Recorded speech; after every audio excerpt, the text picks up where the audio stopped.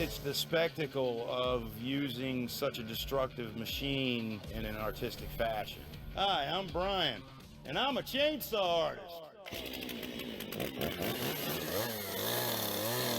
I was forced out of my family job because there wasn't enough work. Fortunately, I had a little bit of an artistic gene that I never developed as a child, and my wife brought home a chainsaw carved bear, and I said, yeah, I can do that. Here I am, 22 years later, your friendly neighborhood chainsaw artist.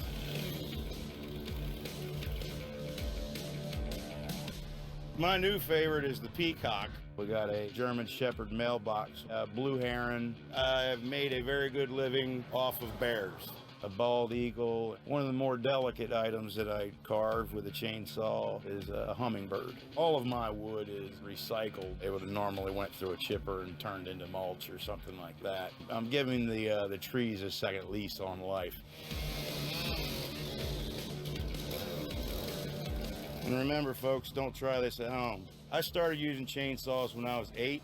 Things can go wrong very quickly. You do have to respect the machine, and if you don't, you will be going to the hospital. Danger, danger! You have to stay a little loose with your designs because sometimes wood has defects. I went over it with a knotted wire wheel to get all the big splinters off, and then I singed it with the torch, and then flap sanded it, and then dusted it with spray paint. I'd stick it next to a wood stove for the thing to leak the sap out. Then we wind up with lovely little items like this. Made by an American, out of American wood, for America. That's what the entertainment part is you're using these gigantic machines that they've only seen chop down trees and destroy things. And here's a guy swinging a chainsaw around, and he's got something nice to look at the end. It's therapeutic. Any kind of frustrations that me build up during the day, I get to pour it into my work. At the end of the day, you got an empty head and a tired body, and you sleep good. It's so funny, I haven't played a machine like this in years. Dude, just the sound every time you win, man. Dude, you hear the coins popping out? Putting the coins in and pulling the slot machine is like, I love vintage and antiques, and so this is good for me. Well, Cortez was built in 1941. We've been here 78 years, and we're on the National Registry of Historic Places, the only hotel casino to have that distinction. And these coin slots represent that history, which is so important to our customers, the ownership, and the Vegas community.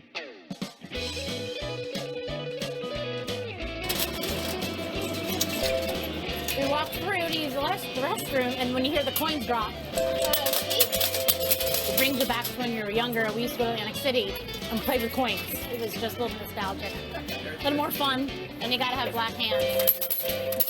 The black hands, yeah, if you don't have the black hands, our grandmas had black hands. People talk about how they miss the good old days of Las Vegas. We hear that all the time. But El Cortez is that place where you can walk in, and you really are walking into a time capsule. It's just cool, you know, playing one of the old style machines. I don't know, we've been down the strip, you know, plenty of times, and we've just been wanting to come to old Vegas, so. It's better odds. That's kind of El Cortez's reputation, is we have better odds all around the property. She's been bugging me for 2 days to come try the coin slot, so I said, let's go try them. I'm glad we came to Fremont Street. We found an old casino. I mean, it's just really cool to see. When tourists from all over the world walk in here and grab a coin cup and come up to me on a Friday night and say, hey, where can I play the games where you still pull the handle? We walk them over here, and it's, you know, the response is priceless, and it's important to us to maintain that.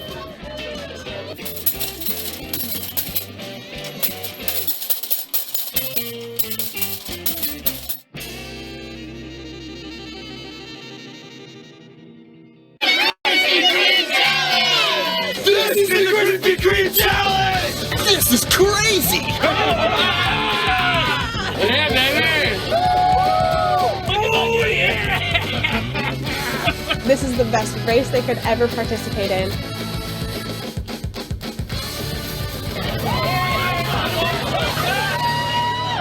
So the Krispy Kreme Challenge is a charity race organized 100% by NC State students. You are tasked with running 2.5 miles to the local Krispy Kreme.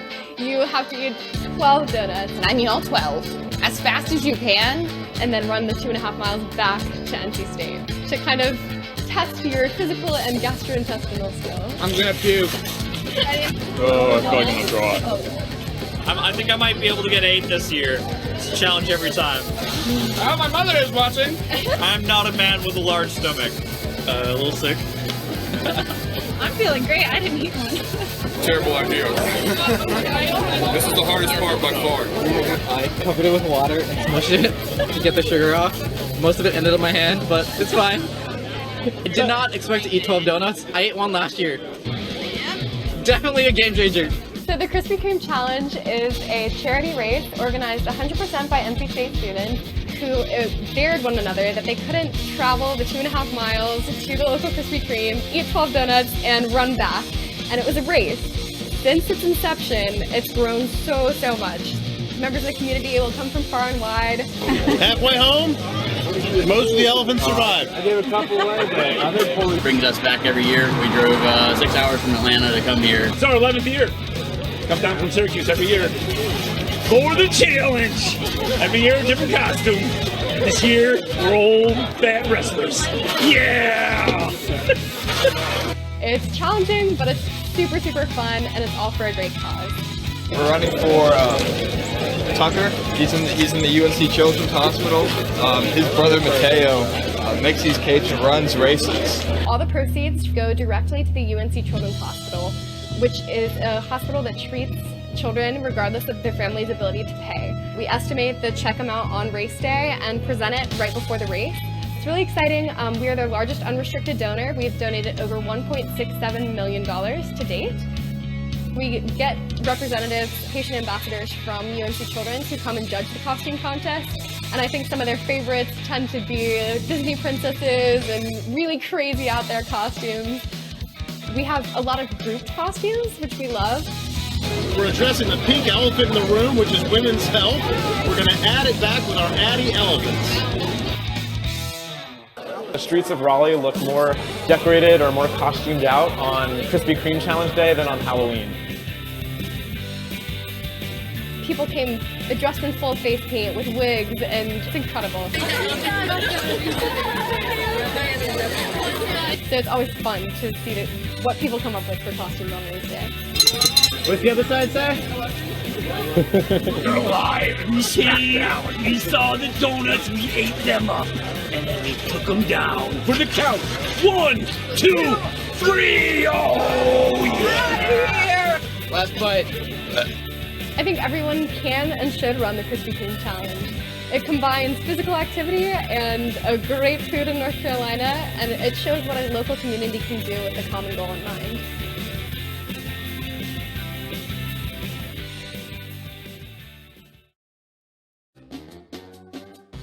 Pickle ice cream, I kind of think of like that's what a pregnant woman goes for.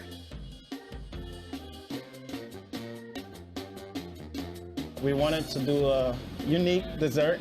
No one had it, so we just kind of created it ourselves. Oh, wow.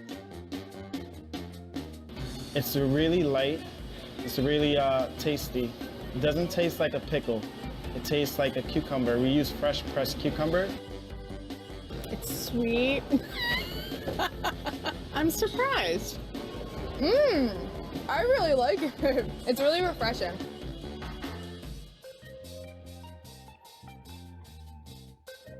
Here, you want to taste? I'm gonna get this whole thing. You have to come to this place. It's a magical land full of cats.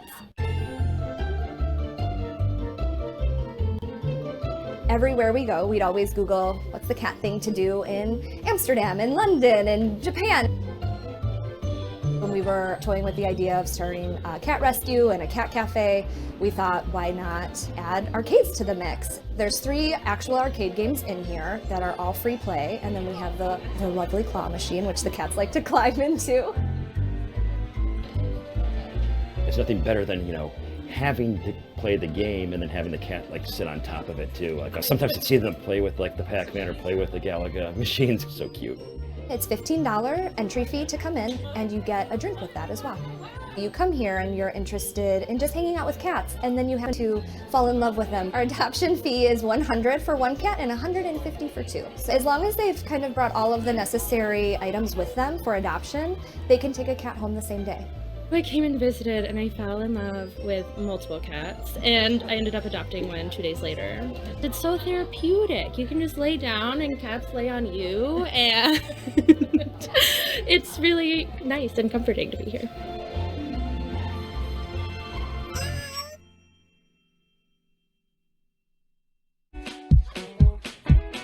I told them that we were using this company called Rent the Chicken, and they were like, rent the what?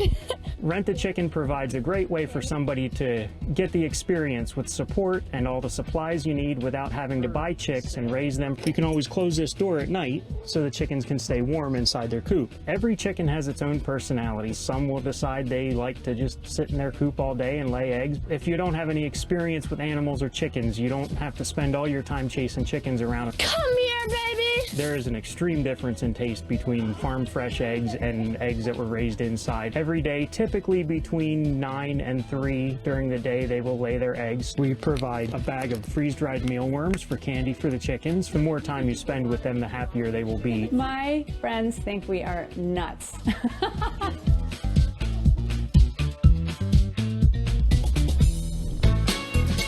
Hello, I'm Homestead Chris with RentTheChicken.com. I service Harrisburg and Greater Philadelphia. We supply a coop, 2 or 4 hens, and all the feed and supplies you need to take care of chickens for 6 months. The only thing you need to supply yourself is time and water. Our standard package, which is a slightly smaller coop than this, is 2 hens and everything you need for $450. We tell customers to expect a dozen eggs from 2 hens a week. This is the nesting box where the chickens will lay their eggs, so every day when you get home from work or school, you can collect your eggs from the chickens. Every day you'll open up the side door of your coop here. That'll allow you to put water and food in the run. At night the chickens will come into this part of the coop, and that's where they sleep. And if you decide that chicken keeping isn't for you, you can always chicken out at any time and we'll come and pick it up. We first rented our chickens 2 years ago in July. They brought us the food. Thank you. They brought us the mealy worms to shake the bags and give them as treats. And in October, they called and said, well, the weather's getting cold. We'll be there to pick them up. About half of our customers decide to adopt. At the end of the season, they fall in love with their chickens and just can't give them up. We ended up getting goats in September because we're those kind of crazy people. And we loved our goats, and we didn't want them to be lonely, so we ended up calling Rent the Chicken back and buying our own chickens from them. We designed a shed that's half for our goats and half for our chickens. Each chicken is really different. Some are much more friendly than others. Some will let you pick them up. Some will run away from you. We can say, like, the eggs are from our chickens and we collected them this morning. The eggs are delicious. They're so good. I'm gonna have a fried egg. I think there's a huge difference between grocery store bought eggs. First of all, you can leave fresh eggs out without any risk of salmonella for a period of time out of the refrigerator. So that already tells you that they're safer for you. And when you cook them, the eggs are just like sweeter in some way. I feel so strongly about the importance of kids having a connection to where their food comes from. I think it would be great if more people took the chance to just rent the chickens.